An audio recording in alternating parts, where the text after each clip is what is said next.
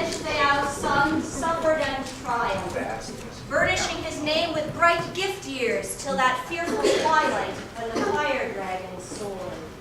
He marched then to battle, one man among 12, Lord of the Yeots, to look at that monster. He had seen before him the source of that feud, the cause of that torment, precious treasure cup from that poor fugitive who had angered the dragon, entered its gold barrow. That thief slave was now the 13th among them. The unwilling guide servant guiltily led them to the sleeping serpent. He stepped fearfully to that old earth hall, ancient stone barrow, under the sea cliff, set into the rock near the swirling waves. In its walls were gathered gems and gold work. The guard of that treasure, monstrous fire dragon, minded his hoard, held it under earth. Not easily bought was that glittering gold, nor given away. Then the brave old king sat by the cliff, hailed his men then, hearth companions, wished them good luck. His wavering heart thoughts wandered toward death. Weird was close then, ready to receive that solemn war king, seek out his soul cord, sunder it from breath, spirit from body flesh. The center of his life would soon be delivered from its locked flesh home. Then Beowulf, son of Edgetheow, spoke. Many spear battles I fought in my youth, clashing of shields. I remember it all. In my 7th year, I was sent from my father, given for training to that good folk king, Hrethel of the Yeots, who fostered me well. No less was I loved in those long growth years than the sons of that king, kind uncles, Haribald, Halfdan, and Heelak, my lord. But Haribald, through sorrowful chance, slept in a murder bed through siblings' error. Halfdan shot him, his brother, his leader. Wounded Haribald with a wandering arrow, missed his target, murdered his elder, his blood-loyal brother, with a baleful point. There was no way to pay for a death so long, but aching heart wounds were offered to the king. No vengeance followed the fall of that prince. So is the sorrow of a solemn hall lord, sharp soul torture, when his son rides hanging young upon the gallows. He gropes for mercy, sings his horror song as his son dangles their food for the ravens. He can find no help, no mercy or revenge for his mourning heart. Each morning his mind measures that death fall, his son's departure. He can find no patience soothes him to wait through the years for younger sons, heirs to his treasure, when his only prince has spoken his last, left him for darkness. He stares in sorrow at his son's life home, the wasted wine hall swept by the wind, emptied of joy.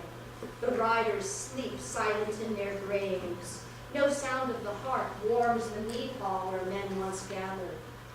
He stays in his bed, sings his heart songs. He roams no longer. All seems too open, field and homestead. So Hrethel grieved for Haribald, heavy with sorrow, thoughts wandering in pain.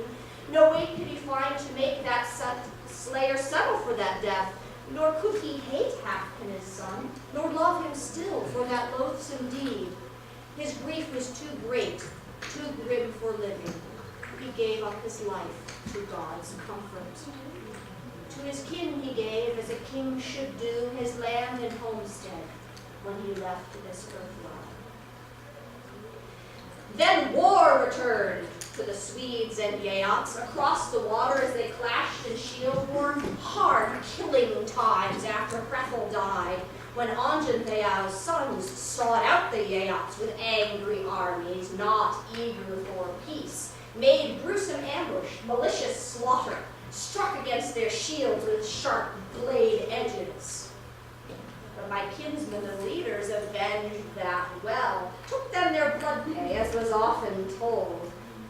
Though the older one paid with his life a hard bargain, Halfkin fell, king of the Geats, killed in spear battle.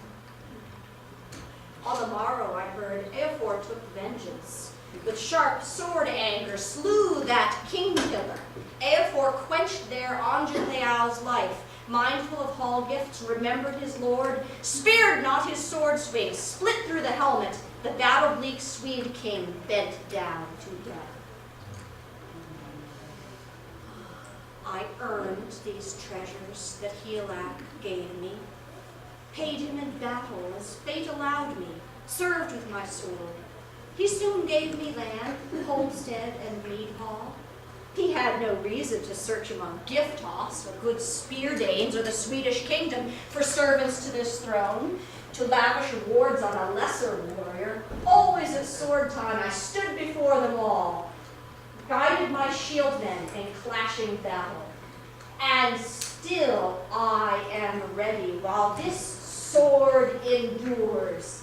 This treasured nailing that I took from death on that sorrowful day when I slew Deirifin, Hugis's sword champion, killed him with my hands.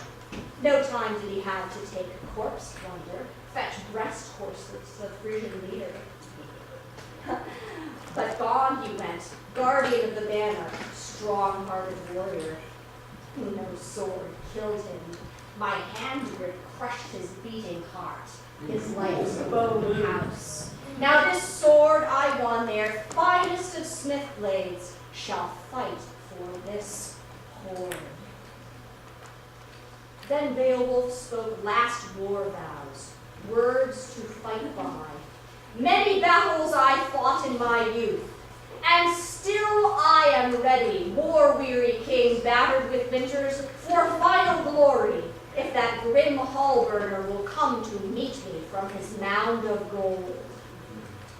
Then Beowulf greeted his thanes, each one, for the last time hailed his helmeted warriors, his comrades dear. I would carry no sword, no weapon of war against the worm should bear, if the foe I might slay by strength of arm, as Grendel I slew long since by my hand. But I mean to fight a fiery battle with scorching puffs of poisonous breath. For this I bear both breastplate and shield.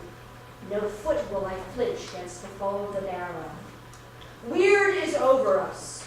Each shall win his ordained doom at the dragon cliff.